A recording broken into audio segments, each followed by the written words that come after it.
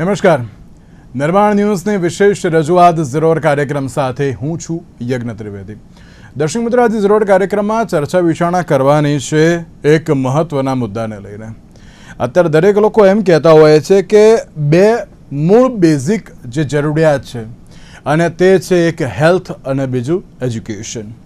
જ્યારે હેલ્થની વાત કરવામાં આવે તો આરોગ્ય ક્ષેત્રે અત્યારે તો કેટલા કાર્યો કરવામાં આવ્યા છે, તો એને લઈને ક્યાંક ચર્ચા જે જોવા મળતી હોય છે. બીજી બાજુ જ્યારે એજ્યુકેશનની વાત કરવામાં આવે તો એજ્યુકેશનમાં કેટલી ફાળવણી, ક્યાં ફાળવણી, કઈ ફાળવણી, કેટલા પ્રમાણમાં ફાળવણી, એ બધાની વાતો થતી હોય છે. પણ વાસ્તવિકતા શું તેની ઉપર ક્યાંક સવાલ થતો હોય છે. જ્યારે ગુજરાતની વાત કરવામાં આવે તો ગુજરાતમાં જે શિક્ષણની વ્યવસ્થા છે તેને લઈને વિધાનસભામાં પ્રશ્ન પૂછવામાં આવ્યો હતો અને વિધાનસભામાં જે આંકડા આપવામાં આવ્યા કે જેમાં 9 જેટલા જિલ્લાઓમાં શાળામાં શિક્ષકોની ભારે અછત જોવા મળી રહી છે, જેમાં સામાજિક વિજ્ઞાનના 601, ગણિત વિજ્ઞાનના 410 જેટલી જગ્યાઓ ખાલી છે, જેમાં સૌથી વધારે દાહોદ જિલ્લામાં અત્યારે આવતું જે અછત જોવા મળી રહ્યું છે. સામાજિક વિજ્ઞાનમાં જ્યારે 122 અને ગણિત વિજ્ઞાનમાં 152, રાજ્યના અનેક શાળાઓ એવી છે કે જ્યાં પૂરતા પ્રમાણમાં ઓરડાની પણ સુવિધા નથી તેવી બાબત અત્યારે તો સામે આવી છે. સવાલ એ થતો હોય છે કે એક બાજુ ખૂબ જ મોટા પ્રમાણમાં ફાળવણી ઘણી બધી કરી દેવામાં આવતી હોય છે, પણ એ ફાળવણી કર્યા બાદ કેવા પ્રકારની પરિસ્થિતિ હોય છે, ગ્રાઉન્ડ ઝીરો પર શું અત્યારે તો જોવા મળે છે, તેને લઈને ક્યાંક કોઈ ચર્ચા નહીં કે પછી અત્યારે તો કોઈ એમ કહે ને કે શું પહોંચ્યું છે કે નહીં તેને લઈને કોઈ ચકાસણી પણ કરવામાં આવતી નથી. જ્યારે આંકડાઓ સામે આવતા હોય છે ત્યારે ખબર પડતી હોય છે કે ના કયા પ્રકારની પરિસ્થિતિ છે. તમામ મુદ્દાઓ પર ચર્ચા વિચારણા શરૂ કરીશું. ચર્ચા વિચારણા કરવા માટે અમારી સાથે જોડી ગયા છે ડૉક્ટર હિરેન બેંકર કે જેઓ કોંગ્રેસ પાર્ટીના પ્રવક્તા છે, અને સાથે સાથે જ અમારી સાથે જોડી ગયા છે મહેશભાઈ પુરોહિત કે જેઓ ભારતીય જનતા પાર્ટીના પ્રવક્તા છે. સાથે ડૉક્ટર કિરીટ જોશી અમારી સાથે જોડી ગયા છે કે જેઓ શ્રેષ્ઠ શિક્ષક રાજ્ય અને રાષ્ટ્રપતિ એવોર્ડથી સન્માનિત છે અને સાથે સાથે ખૂબ જ જાણીતા એવા શિક્ષણવિદ પણ છે. કિરીટભાઈ, મહેશભાઈ, હિરેનભાઈ, આપ ત્રણનું સૌથી પહેલાં તો સ્વાગત છે. કિરીટભાઈ, શરૂઆત મારે આપનાથી કરવી છે કે જે અત્યારે શિક્ષણને મામલે જે અત્યારે રિપોર્ટ જે સામે આવ્યો છે, ચોક્કસથી વાસ્તવિકતા ઘણી અલગ જ જે દર્શાવતા હોય તેવું જોવા તો મળી રહ્યું છે, પણ તેની સાથે જ્યારે આ પ્રકારનો રિપોર્ટ ગુજરાતનો જે સામે આવે, સવાલ એ થતો હોય છે કે શિક્ષણને એક બાજુ મૂળભૂત જે જરૂરિયાત અત્યારે તો મૂળભૂત સુવિધામાં અત્યારે કંડારવામાં તો આવ્યું છે, પણ પરિસ્થિતિ શું છે ક્યાંક અત્યારે તો ખબર જ નથી. જે પ્રમાણે રિપોર્ટ જે સામે આવ્યો છે વિધાનસભામાં ધારાસભ્ય દ્વારા પૂછવામાં આવ્યો પ્રશ્ન અને પછી ખબર પડી કે આના શિક્ષણની આ પ્રકારની પરિસ્થિતિ છે. કિરીટભાઈ, કઈ રીતે જોઈ રહ્યા છો આપ આ પરિસ્થિતિને?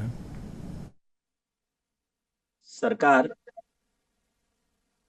શિક્ષણની ગુણવત્તા વધારવા સતત પ્રયત્નશીલ છે, એમાં બે મત નથી. પણ એ પણ હકીકત છે કે છેલ્લા 2 દશકા દરમિયાન શિક્ષકોની જોઈતી ભરતી પૂરતા પ્રમાણમાં નથી થતી. આ એક વાસ્તવિકતા છે.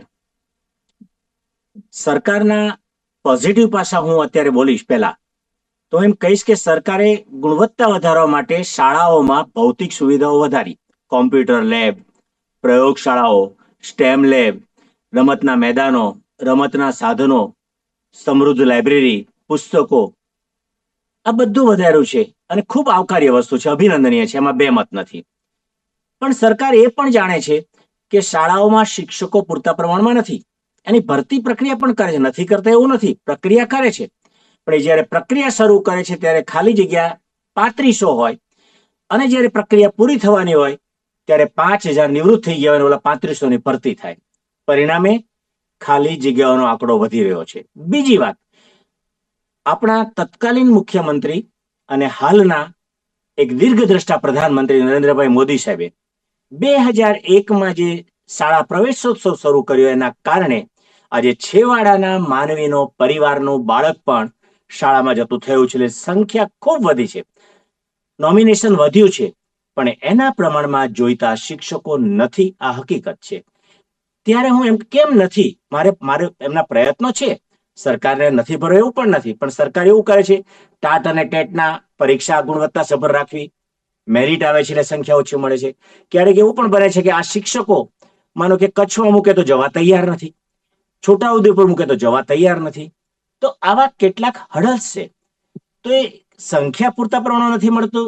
તો એનું કારણમાં પહેલી વાત મેં તમને કહી એ પ્રમાણે કે જેટલી જ સંખ્યા ખાલી થવાની હોય એની પણ માહિતી હોવી જોઈએ અને ખાલી છે એની પણ હોવી જોઈએ. અને આ બંનેને ધ્યાનમાં લઈ નવા સત્રની શરૂઆત થાય પહેલા અને સત્રાંત પહેલા આ તમામ ભરતી પૂરી કરી દેવામાં આવે તો સરકારને 4 ચાંદ લાગી જાય અને આટલું બધા સારા કામ કર્યા એમ એક વધારે છોગું લાગી જાય એવું હું માનું છું. પણ એ નથી થતું, આ હકીકત છે. બીજી બાજુ ભરતી કરે છે પણ કચ્છમાં કરે છે, ઉદયપુરમાં કરે છે, બધે કરવા છોટાઉદેપુર એ બધા જિલ્લાઓમાં, પણ ત્યાં જવા તૈયાર નથી. કેમ નથી? તો દૂર દૂરના વિસ્તાર છે અને એ વિસ્તારના યુવાનો પીટીસી કે બીએડ થયેલા નથી જોઈતા પ્રમાણમાં, ખાલી જગ્યાના પ્રમાણમાં એ જિલ્લામાંથી નથી મળતા એટલે અહીંથી જતા નથી એટલે ખાલી રહે છે. જે ભરાયેલા છે એ નિવૃત્ત થઈ જાય છે, માટે પણ ખાલીમાં વધારો થાય છે. હું એમ કહીશ તો આનો ઉપાય શું? તો મારી પહેલી વાત છે કે હું હંમેશા એવું માનું છું કે સમસ્યા તરફ સરકારનું ધ્યાન દોરવું જ જોઈએ. એમાં બે મત નથી, પણ સવિનય હોવું જોઈએ.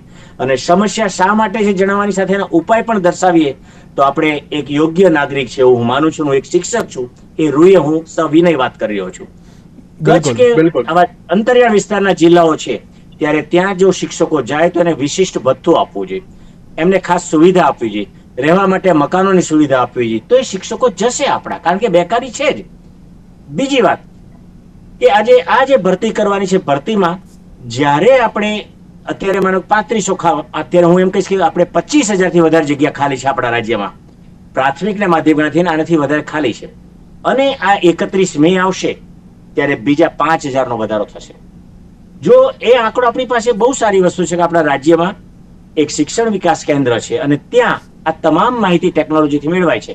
એમની પાસે માહિતી છે, તો એ માહિતીના આધારે એમાં પ્લસ કરી અને 31મી નિવૃત્ત થતા આંકડો કાઢી અને એટલા પ્રમાણમાં એનાથી 5% વધારે ભરતી કરવી જોઈએ. અને ભરતી માટે જિલ્લા શાસન, સંચાલક મંડળ અને શિક્ષણ વિભાગનો સમન્વય કરી અને 30 એપ્રિલ પહેલા ભરતી પ્રક્રિયા પૂરી થાય, 1 જૂનથી ઓર્ડર મળે તો આપણે સહેલાઈથી કરી શકીએ. એના માટે શું કરવું પડશે? તો સરકાર પાસે વહીવટી તંત્ર છે, પણ વહીવટી તંત્રના સંકલનનો અભાવ છે એવું હું સવિનય કહું છું. કેમ? તો શિક્ષકોની જ્યારે ભરતી કરવાની હોય છે ત્યારે શિક્ષણ વિભાગ, નાણાં વિભાગ, સમાજ કલ્યાણ વિભાગ, મુખ્યમંત્રી કાર્યાલય, આ તમામ જીએડી આ બધાનો સમન્વય કરવો પડે છે. આ ફાઇલ અહીંયાથી ત્યાં ફર્યા કરે છે અને ફરે છે એમાં જે પ્રક્રિયાનું કેલેન્ડર જે આખું બનાવ્યું હોય છે ભરતી પ્રક્રિયાનું, એ આખું ખોરવાઈ જાય છે અને પરિણામે એક ફાઇલ ક્લિયર થઈને આવે તો બીજા પ્રશ્નો ઉભા થઈ જાય છે. એટલે ભરતી પ્રક્રિયા માટે જોઈતી પ્રોસેસ પૂરી નથી થતી. એટલે શું કરવું જોઈએ? તો આ તમામ વિભાગના જવાબદાર અધિકારીઓ, સચિવ સહિતના એક જ દિવસે, એક જ સમયે, એક જ મંચ ઉપર, એક જ મેજ ઉપર ભેગા કરવા જોઈએ અને ભેગા કરીને જે કોઈ નિર્ણય થવાને સહી સિક્કા ત્યાં થઈ જાય, ચર્ચા થાય અને પછી મુખ્યમંત્રી કે શિક્ષણ મંત્રીની સહીમાં જાય તો એ યોગ્ય કહેવાય. અને આપણે ઈચ્છીએ છીએ એ પ્રમાણે ભરતી થઈ જાય અને આપણે શિક્ષણને આપણે ન્યાય આપી શકીએ હું માનું છું. આના સિવાય પણ બીજા 2-3 મુદ્દા છે, આપણે હું આગળ ચર્ચા કરીએ. બિલકુલ બિલકુલ સાચી વાત છે. અને જે પ્રમાણે તમે અલગ અલગ મુદ્દા તો કહ્યા અને જે તમે એક બાબત બહુ સાચી કહી કે અત્યારે અંતરિયાળ વિસ્તારમાં કોઈને જવું નથી. એ કેમ નથી જવું? કારણ કે ક્યાંક સુવિધા અત્યારે તો જોવા મળતી નથી, એટલા માટે અત્યારે તેમને નથી જવું. તેવી બાબત બહુ સાચી છે. અને એવું નથી કે ના ખોટી છે આ બાબત, દરેક લોકો એક્સેપ્ટ કરશે આ તો કે ના અંદર જવા માટે કોઈને ના નથી. છોટાઉદેપુર હોય, દાહોદ હોય કે પછી અત્યારે તો એક બાજુ અરવલ્લી હોય કે ગમે ત્યાં હોય, પણ ક્યારે જાય શિક્ષક કે જ્યારે ત્યાં તમામ પ્રકારની તેમને પણ સુવિધા મળે, એ બહુ જરૂરી છે. પણ એ ક્યાંક મળતી નથી ત્યારે આ પ્રકારનો સવાલ જોવા મળતો હોય છે. હિરેનભાઈ, મેં તો એજ્યુકેશન ઉપર ઘણી બધી ડિબેટ કરી અને તેમાં પણ જ્યારે આજની વાત કરવામાં આવે તો હવે વિધાનસભામાં જ્યારે આ પ્રશ્ન પૂછવામાં આવ્યો ધારાસભ્ય દ્વારા કે જ્યારે શિક્ષકોની અછત હોય કે પછી અત્યારે તો ઓરડાની અછત કેમ ના હોય, ત્યારે હજુ પણ ક્યાંક એક જ સવાલ યથાવત છે કે બજેટ જાહેર કરવામાં આવે છે, કહેવામાં આવે છે કે ના છેવાડાના વ્યક્તિ સુધી પહોંચશે, પણ આમાં ક્યાંક સવાલ આ વિધાનસભાના દાખલા ના તમારા છે કે ના મારા છે કે આ વિધાનસભાના દાખલા જે ખબર પડે છે કે ક્યાં અત્યારે તો બજેટ પહોંચ્યું ને ક્યાં ન પહોંચ્યું. હિરેનભાઈ, આપની પ્રતિક્રિયા.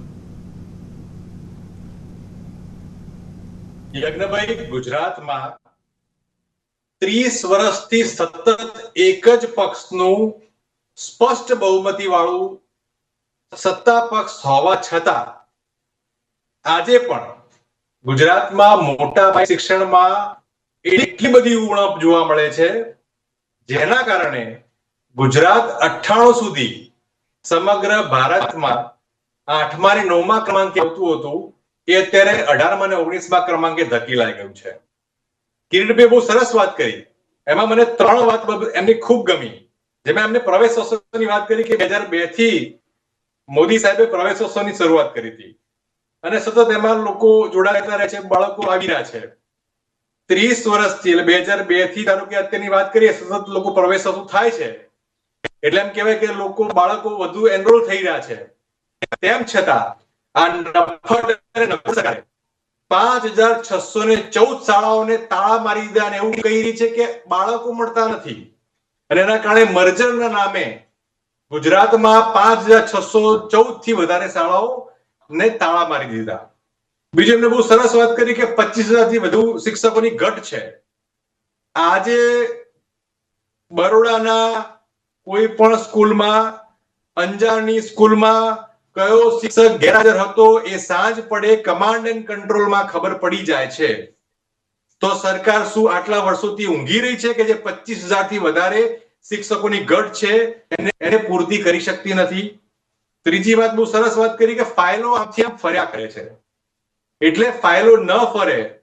અને જે ગુડ ગવર્નન્સની વાત કરતા હતા, સંવેદનશીલ, ગતિશીલ અને સારામાં સારું નેતૃત્વની વાત કરતા હતા, એક સિંગલ લીટીથી, એક સિંગલ વિન્ડો સિસ્ટમથી તમે ધારો આગામી 3 મહિનાની અંદર તમામ શિક્ષકોની ભરતી કરી શકો છો. ગુજરાતમાં 55,000 થી વધુ ટેટ ટાટ પાસ થયેલા ઉમેદવારો રાહ જોઈને બેઠા છે. પણ સ્પષ્ટપણે માળખાકીય સુવિધા તો આજે અભાવ છે. આપણે માળખાકીય સુવિધાની વાત તો પછી કરીએ, ક્વોલિટી એજ્યુકેશનની વાત પછીથી કરીએ. ગુજરાતમાં માળખાકીય સુવિધામાં 341 શાળાઓ એવી છે માત્ર એક જ શિક્ષક પર ચાલી રહી છે. અને તમે, હું ચેલેન્જ સાથે યજ્ઞભાઈ કહું છું, 2002 થી લઈને કે તો 30 વર્ષના ભાજપના શાસનમાં એજ્યુકેશનના તમામ પ્રશ્નો ઉઠાવી લેવામાં આવે કે જે વિધાનસભામાં પૂછાયા છે. એક પ્રશ્ન મને બતાવે જેમાં ભારતીય જનતા પાર્ટીના ધારાસભ્યશ્રીએ પૂછ્યું હોય કે મારા જિલ્લામાં કેટલા શિક્ષકની ઘટ છે, એક શિક્ષક એવો એક પ્રશ્ન બતાવી દે મને. એવા પ્રશ્ન નહીં પૂછવામાં આવે. કેમ? કારણ કે મારે માત્ર વાહવાહી કરવાની છે.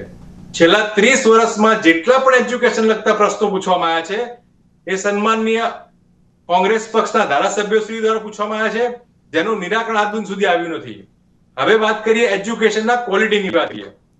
સરકારના પોતાના રિપોર્ટ, નીતિ આયોગનો રિપોર્ટ, એસએનનો રિપોર્ટ, યુનિસેફનો રિપોર્ટ, ગુણોત્સવનો રિપોર્ટ કે ગયા મહિને આવેલો પરખનો રિપોર્ટ, આ તમામ રિપોર્ટ જે કહી રહ્યા છે એ ક્વોલિટીમાં ગુજરાતનું એજ્યુકેશન સિસ્ટમ બી ગ્રેડથી નીચે. એટલે તમને આ ખબર પડવી જોઈએ કે જે પ્રકારનું એજ્યુકેશન સિસ્ટમ આ ભારતીય જનતા પાર્ટીની ભ્રષ્ટ સરકારે કરીને મૂક્યું છે, જેમાં ખરેખર છોકરાઓને, બાળકોને, વિદ્યાર્થીઓને ક્વોલિટી એજ્યુકેશન મળી રહ્યું નથી. અને એ આપવા માટે સારા શિક્ષકોની ભરતી કરવી પડે અને એમને શિક્ષણનું જ આપવું પડે. એની જગ્યાએ તીડ ઉડાવો, ટોયલેટ ગણી આવો, કોરોનાના પેશન્ટ ગણી આવો અને હમણાં છેક સુધી કૂતરા ગણવા સુધીની વિગતો પણ આપણે જોઈ છે. શિક્ષણ સિવાયના, મારી વાત કંટ્રોલ કરી રહ્યો છું, શિક્ષણ સિવાયના કામગીરી એ શિક્ષકોને આપવામાં આવે છે. એટલે ખરેખર શિક્ષણને ઉત્તમ કરવામાં ભારતીય જનતા પાર્ટીની ભ્રષ્ટ સરકારની ના નીતિ છે, ના નિયત છે, જેના કારણે શિક્ષણ કથળી રહ્યું છે. એ સ્પષ્ટ બાબત છે. શિક્ષણ કથળી રહ્યું છે તે બાબત સ્પષ્ટ છે. હવે મહેશભાઈ, આંકડા જે છે, હવે તમે એમ પણ નહીં કહી શકો કે ના આંકડા ખોટા છે, કારણ કે વિધાનસભા પટલ પર અત્યારે તો મૂકવામાં આવ્યા છે કે જેને દરેક લોકો અત્યારે માને છે, એટલે કદાચ તમારે પણ આજે માનવા પડશે તેવું લાગી રહ્યું છે. જે પ્રમાણે શિક્ષકોની અછતને લઈને દર વખતે મહેશભાઈ મારે સવાલ પૂછવો પડે છે આ પ્લેટફોર્મ ઉપરથી, અને દર વખતે ક્યાંક એક જ પરિસ્થિતિ સામે આવતી હોય છે મહેશભાઈ કે ભરતી થાય છે, કેલેન્ડર અનુસાર અમે ભરતી કરીએ છીએ, પણ એ કયું કેલેન્ડર અને ક્યાં ગયું કેલેન્ડર તમે અત્યારે હાલ ભરતી કરવાની વાત કરો છો તો કેમ અત્યારે હાલ તો યોગ્ય રીતે નથી કરતા? ચલો તમને આમ લાગતું હશે કે ના હિરેનભાઈ અત્યારે હાલ તો વિપક્ષમાં છે, ચલો વિપક્ષની એકવાર વાત નથી સાંભળી, પણ શિક્ષણવિદ એવા કિરીટભાઈ પણ કહી રહ્યા છે કે ના 25,000 અત્યારે તો જગ્યાઓ ખાલી છે, તો અત્યારે હાલ તો ક્યાંક કોઈ ભરતીને લઈને કોઈ બાબત નથી કરવામાં આવતી. અને એમાં પણ કયા શિક્ષકો? સામાજિક વિજ્ઞાનના શિક્ષકો, ગણિત અને વિજ્ઞાનના અત્યારે શિક્ષકો, ગુજરાતીના શિક્ષકો. હવે આ બધા જે મૂળ અત્યારે હાલ તો વિષય છે તેના જ શિક્ષકો નથી, તો પછી પેલું ચિત્ર, સંગીત એ બધું તો આખું અલગ રહ્યું. પીટી જે સૌથી મોટો સવાલ છે, પીટી ટીચર જ ક્યાં છે? એક એ પણ અત્યારે તો ક્યાંક સવાલ જોવા મળતો હોય છે. એટલે તમે એમ કહો છો કે ના અત્યારે શિક્ષણમાં ઘણું બધું આગળ વધીએ છીએ, તમે સ્કૂલ ઓફ એક્સેલન્સ કે જે બનાવો એ બનાવો, એમાં કોઈ ના નથી, પણ જ્યારે શિક્ષકોની જે પાયાની જે કહેવાય ને કે ભરતી કરવાની એક જરૂર છે, અને ભરતી જ ના થાય તો ભણશે કેવી રીતે ગુજરાત? એક સૌથી મોટો સવાલ. પછી તમે ગમે તે કરોડો રૂપિયા તમે અત્યારે તો આપી દો બજેટમાં, 60,000 આપો કે 40,000 કરોડ આપો કે ગમે તેટલા આપો, પણ અત્યારની જે આ પરિસ્થિતિ છે ક્યાંક તેને લઈને એક જ સવાલ થતો હોય છે કે હવે આ ભરતી થશે ક્યારે? શું કહેશો આપ? જે પ્રમાણે આંકડાઓ અત્યારે તો વિધાનસભા પટલ પર સામે આવ્યા છે તેને લઈને મહેશભાઈ. જી બિલકુલ. પહેલી વસ્તુ તો શિક્ષણ વ્યવસ્થામાં સુધાર થવો એ સતત પ્રક્રિયા છે. કોઈ એક એનો કોઈ મેઇન પોઈન્ટ ના હોઈ શકે કે ભાઈ ચલો આ એક આવી ગયો એના ઉપર હવે કઈ નથી. માની લો કે આજથી 10 વર્ષ પહેલા કોઈ એઆઈ નતું ભણતું હતું, ફક્ત આપણે MS DOS કે વર્ડ ભણતા હતા. આજે એઆઈ આવી ગયું તો આજે 5મા ધોરણનું બાળક એઆઈ ભણશે, તો આપણે એ રીતે ઇન્ફ્રાસ્ટ્રક્ચર કરવું છે. એટલે પહેલી વસ્તુ તો હું એમ કહું છું કે શિક્ષણમાં સુધાર એ અનંત પ્રક્રિયા છે. શિક્ષણમાં સુધાર એ કોઈ પોઈન્ટ પર આવીને ઉભો ન રહી શકે. નંબર 1. નંબર 2, તમારું સૂચન હોય, જે આપણા શિક્ષણ વિશ્રીનું સૂચન હોય અથવા તો વિપક્ષનું કોઈ પણ વ્યક્તિનું સૂચન હોય. મારી આદત છે કે ડિબેટની અંદર હું બેસું છું, પોઈન્ટ નોટ ડાઉન કરું છું, અને જે તે ઓથોરિટી અથવા તો જે તે અમારા સંગઠનાત્મક જે વ્યવસ્થા ત્યાં હું પહોંચતું કરું છું. અને મને એ વાતની ખુશી છે કે એવા ઘણા વિષયો છે કે જે મેં પહોંચતા કર્યા હોય અને એમાં મને ભલે 100% ના હોય, કેટલીક ગ્લિચના કારણે, પણ મને 50% પરિણામ મળ્યા છે. નંબર 2. નંબર 3, ધોરણ 1 થી 5 ની અંદર 4,343, 6 થી 8 ની અંદર 5,245, એમ ટોટલ પ્રાઇમરી સેક્શનની અંદર 9,588 ભરતી થઈ. કચ્છ માટે સ્પેશિયલ આપણે ભરતી પાડી, એમાં 2,567 ભરતી, અને અન્ય જે તમે પીટી ને બધા કરો છો એવા 553, સોરી, આ કુલ મિલાવીને ખાલી પ્રાઇમરી સેક્શનની અંદર 12,708 ભરતી કરવામાં આવી છે. આ સિવાય સેકન્ડરી અને હાયર સેકન્ડરીની અંદર 9,400 ભરતી કરવામાં આવી છે. આ સિવાય પણ બરોબર છે વૈકલ્પિક વ્યવસ્થાના ભાગરૂપે કે ભાઈ આપણે જ્ઞાન સહાયકોની પણ ભરતી આપણે કરીએ છીએ. લગભગ 5600 જેટલા જ્ઞાન સહાયકો આની અંદર સક્રિય છે વર્તમાન વ્યવસ્થાની અંદર પણ. બરોબર છે. આપણે જે એક આદર્શ વ્યવસ્થા હોય કે ભાઈ કેટલા ટીચર હોવા જોઈએ, તો પ્રાઇમરી સેક્શનની અંદર દર 30 એક ટીચર હોવો જોઈએ. અને હમણાં આપણે 24 છે, એને પણ હું સારું નથી માનતો. ફરીથી કહું છું, હું આને ડિફેન્ડ નથી કરતો. એમ આપણો એક વિશેષ આંક એવો હોય છે કે ભાઈ 30 એક ટીચર હોવા જોઈએ, આપણો એક કરિક્યુલમ છે, પરંતુ એને વિશેષ નથી માનતો. એને આપણે બીટ કરીને 24 પહોંચ્યા છે. એ 24 કેમ ના આપણું 15 કેમ ના પહોંચે, એવી મારી પર્સનલ ભાવનાઓ છે. બરોબર છે. આ સિવાય કેટલીક ડેટા આપણા હિરેનભાઈ મેન્શન કરતા હતા, કઈ નેશનલ ડેટા મેન્શન કરતા, હું તમને કેટલાક નેશનલ ડેટા પણ મેન્શન કરી દઉં. બરોબર છે કે ભાઈ ગુજરાતની અંદર 99.9% એટલે ઓલમોસ્ટ 100% શાળાઓ એવી છે કે જ્યાં વીજળીની સંપૂર્ણ વ્યવસ્થા છે, જે નેશનલ એવરેજ 93% છે. કોમ્પ્યુટર લેબની સુવિધા હોય, એને ફક્ત ઓફિસ માટે નહીં પણ વિદ્યાર્થી પણ શીખે એવા ગુજરાતની અંદર 98% શાળાઓ છે જ્યાં કોમ્પ્યુટર લેબ સાથેની શાળાઓ છે, અથવા તો કોમ્પ્યુટર શીખવા મળે છે. બરોબર છે. જે નેશનલ એવરેજ 58% છે. ઇન્ટરનેટની સુવિધા હોય એ ગુજરાતની અંદર 97% શાળાઓ છે, જે નેશનલ એવરેજ ફક્ત 64% છે. લાઇબ્રેરીની સુવિધા હોય તેવા 96% શાળાઓ છે ગુજરાતની અંદર, જે નેશનલ એવરેજ 89% છે. અને સૌથી મહત્વની વાત કે દિવ્યાંગ લોકોને એક ચોક્કસ વ્યવસ્થા હોય ને ઇન્ફ્રાસ્ટ્રક્ચર લગભગ 75% શાળાઓ કવરેજ કરવામાં આવી છે કે એટલી સંવેદનશીલ છે, જે નેશનલ એવરેજ ફક્ત 36% છે. આ તમે ફક્ત જસ્ટ ખાલી ડેટા કર્યા. હવે રહી વાત કેટલાક માનાંકો હોય, ઇન્ડેક્સ હોય, ભાઈ અમે એમ કહેતા જ નથી કે અમે સર્વગુણ સંપન્ન છીએ, અથવા તો અમે શ્રેષ્ઠમાં તો શ્રેષ્ઠ કરી દીધું છે, અથવા તો અમે રોકવાના છે. અમે અનંત સુધી પ્રક્રિયા કરવા માટે બંધિત છીએ.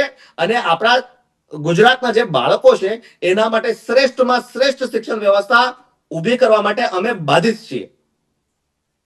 તમે એમ કહો છો સર્વગુણ સંપન્ન નથી, તમે એમ કહ્યું કે લાઇબ્રેરી છે, કોમ્પ્યુટર લેબ છે, 97 કે 99% તમે કહ્યું ને કંઈક કે ના તરાલ તો એટલા તરાલ તો છે બધું જ. તો પછી આ 97 ને 99 ક્યાંના પણ ખાલી શહેરોના કે બધી ગામડાઓના પણ એમાં તમે ઇન્ક્લુડ કર્યા? કોમ્પ્યુટર બધા ઓન એન એવરેજ તમે શાળાની અંદર કોમ્પ્યુટર વ્યવસ્થા, લેબ આખી વસ્તુ અલગ છે. મેં લેબ નથી બોલ્યો, હું કોમ્પ્યુટર વ્યવસ્થાની વાત કરું છું, બરોબર છે, અને ઇન્ટરનેટ કનેક્શનની વાત કરું છું, બરોબર છે. એટલે છે પૂર્ણ દાહોદ એ બધામાં છે ને? એટલે હા હોવી જો દેખો, અપવાદ બધી જગ્યાએ હોય છે, સમજો. અપવાદ ને પછી નિયમ બનાવીને એના પર હાઈકલા, હું એમ કહું છું કે એ અપવાદ રૂપે વસ્તુ એક ડિબેટ મેં જ પોતે જ કરી હતી મહેશભાઈ. એક જ મિનિટ. અપવાદ રૂપે જે પણ બાબતો સામે આવી છે વિભિન્ન માધ્યમો દ્વારા, તો જેની અંદર સુધારો થાય ને જે 98 કે 95 અમે કહેતા હોય 100 પર ત્યારે જ પહોંચે, અધરવાઇઝ એ ના પહોંચે. પરંતુ એ અપવાદને ધ્યાનમાં રાખીને પછી બાકીનું જે કામને આપણે ઇગ્નોર કરી દેવું, એ પણ પછી જે વ્યવસ્થામાં જોડાયેલા અમે ઇગ્નોર નથી કરતા મહેશભાઈ. મેં એક ડિબેટ કરી હતી, હિરેનભાઈ જ હતા આઈ થિંક મારી ડિબેટમાં.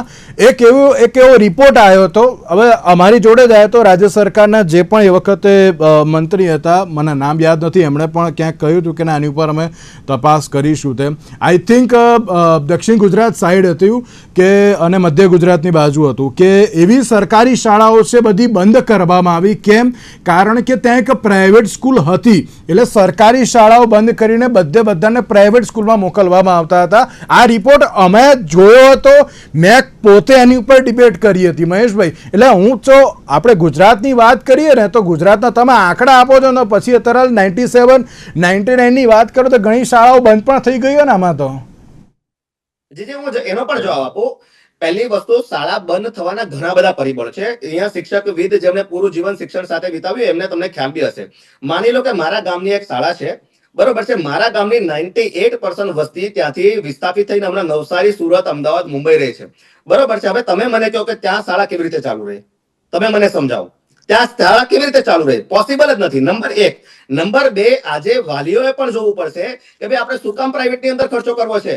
જો આપણી બાજુમાં, હું તમને સુરતનું સૌથી શ્રેષ્ઠ ઉદાહરણ આપું, સુરત એસએમસી ની અંદર તમે બિલીવ કરો, બરોબર, સુરત એસએમસી ની અંદર છેલ્લા ફક્ત 2 વર્ષની અંદર 2 લાખ બાળકો, અરે 2 વર્ષની અંદર, સોરી, જો હું તમને ડેટા સાથે વાત કરું છું કે 2021-22 ની અંદર સુરત એસએમસી ની અંદર 1,64,000 બાળકો હતા, બરોબર છે. 24-25 ની અંદર 1,90,000 બાળકો છે, બરોબર છે. વિચાર કરો, આ બાળકો ઉમેરાયા, કયા બાળકો ઉમેરાયા? જે પ્રાઇવેટમાં જતા હતા અને આની અંદર આવ્યા. છેલ્લા 2 વર્ષની અંદર ગુજરાતની અંદર ચેલેન્જ સાથે કહું છું કે છેલ્લા 2 વર્ષની અંદર 2 લાખ બાળકો જે પ્રાઇવેટમાં ભણતા હતા એ આકર્ષિત થઈ અને સરકારી શાળામાં એ લોકોએ પ્રવેશ મેળવ્યો છે. મારા ગામના રોકવા માંગુ છું, મારી જોડે હવે થોડોક સમય ઓછો છે, હું આપને રોકવામાં. જી હિરેનભાઈ, આપને કઈ કહેવું છે, આપ કહેજો. જી હિરેનભાઈ, એટલે તમામ તમારી વાતો ધારો કે એક સમય માની પણ લઈએ કે બધું સાચી વાત બોલે છે, આ બધું કરી રહ્યા છે. આજ દિન સુધી જેટલા પણ રિપોર્ટ આવ્યા, એક પણ રિપોર્ટ, ફરીથી કહું છું અને બહુ જવાબદારીપૂર્વક કહી રહ્યો છું, એક પણ રિપોર્ટમાં સુધારાનો અવકાશ ક્યાંય જોવા મળ્યો નથી. એમને કીધું કે બહુ ટેકનિકલ આપણે લેબ લાવ્યા છે અને આપણે બધું સરસ કરી રહ્યા છે. ગુજરાત સરકારનો પોતાનો રિપોર્ટ એવું કહે છે કે ટીચરો 56% ટીચરો એનો યુઝ નથી કરી રહ્યા. બીજું બહુ દૂરની વાત ના કરીએ, ગયા મહિને એટલે કે ફેબ્રુઆરી 2026 આવેલો પરખનો રિપોર્ટ જે આખા દેશમાં રિલીઝ થાય છે, ગુજરાત એ 31મા સ્થાને છે 45 ના સ્કોરમાં. નેશનલ એવરેજ સ્કોર છે 50 નો, એમાં એનાથી પણ બિલોમાં ગુજરાત શિક્ષણ ક્ષેત્રે 45 માર્ક્સ સાથે 31માં, એટલે કે જે આપણી કેન્દ્ર શાસિત પ્રદેશો કહેવાય એને પણ ગણી લઈએ તો એમાં બી 31માં નંબરે ગુજરાત આવે છે. એટલે સમજો કે ગુજરાતની પરિસ્થિતિ કેટલી દયનીય હાલત પર પહોંચી છે.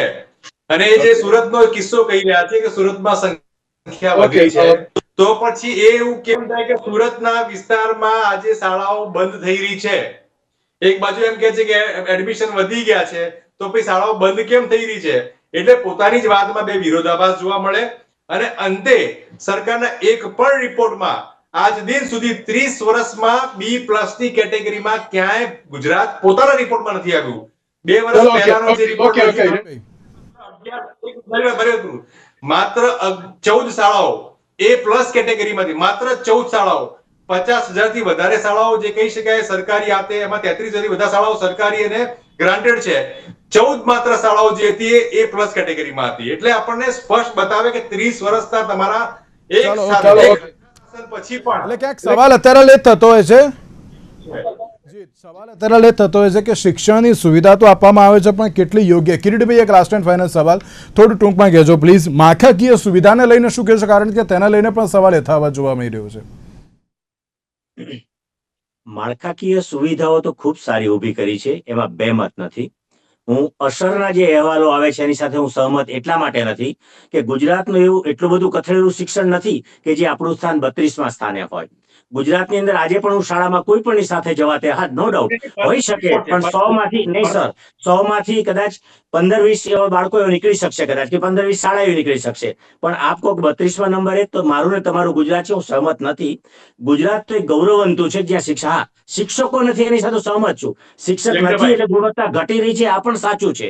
અને શિક્ષક વગર શાળા ક્યારેય ન ચાલી શકે એ પણ સાચું છે. હજી એક વાત ઉમેરવા માંગુ છું કે માનનીય શિક્ષણ મંત્રી જે ડોક્ટર વાજા સાહેબ, એમના વિચારો હું જાણું છું. એમને અમુક એક્સપર્ટો સાથે રૂબરૂમાં બોલાવીને પણ ચર્ચા કરી હતી કે આ કેવી રીતે આ ગેપ અટકાવી શકાય. જો ચિંતિત ન હોય તો ન બોલાવે, પણ એ બોલાવે છે અને એ વિચારીને ક્યાં અમલ કરવો, કેવી રીતે, એ પણ વાત સાચી છે. તો આપણે જયારે ભરતી કરવા જઈ રહ્યા છીએ, હું બે વાત કરવા માંગુ છું આપને, આપના માધ્યમથી સૂચન મારું. એક તો ભરતી કેન્દ્રીકૃત ધોરણે, અને બીજી વાત કે આ રાજ્ય, આખા રાજ્યમાં એક જ ગાંધીનગરમાંથી આખા રાજ્યની ભરતી થાય, કેન્દ્રીકૃત છે, એમાં બદલાવ લાવવો અનિવાર્ય લાગે છે. જિલ્લા કક્ષાએ વિકેન્દ્રિત કરીને જિલ્લા શિક્ષણાધિકારીની કચેરી ને એને સ્વતંત્રતા આપવી જોઈએ કે એ ભરતી કરી શકે જિલ્લા પંચાયતના સાનિધ્યમાં રહીને. તો આ ભરતી પ્રક્રિયા ઝડપી પૂરી થાય. અને જ્યારે કોર્ટમાં કોઈ બાન આવી જાય અથવા પ્રતિબંધ આવી જાય અથવા સ્ટે આવી જાય તો એ સ્ટે માત્ર જિલ્લા પૂરતો રહે, બાકીના જિલ્લામાં ભરતી ચાલુ રહે. તો પણ રાજ્ય સરકારની જે ઈચ્છા છે કે હું ભરતી પ્રક્રિયા પૂરી કરી શકું, એ થઈ શકે. હા બેન, કરતા. ઓકે, 10 જ સેકન્ડ. હિરેનભાઈ, 10 જ સેકન્ડ. સરકારનો પોતાનો પરખનો રિપોર્ટ, મારો પોતાનો નથી, એ ગયા મહિને રિલીઝ થયો છે. સરકાર પોતે એવું કહી રહી છે, હું નથી કહેતો. અને એની બહુ સરસ, તમે કહો તો હું અત્યારે તમને કટિંગ મોકલવા તૈયાર. સરકારના ઓકે, માર ખાલી એક જ સવાલ. આપણે ચાહીએ તો આપણે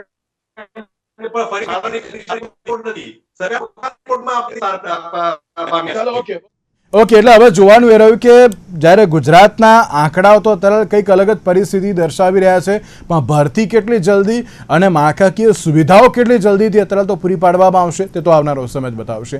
મહેશભાઈ, કિરીટભાઈ અને હિરેનભાઈ, ત્રણનો આભાર અમારી સાથે આ ચર્ચા વિચારણામાં જોડાવા માટે. તો દર્શક મિત્રો, આજના વિશેષ કાર્યક્રમ મને આપશો. નમસ્કાર.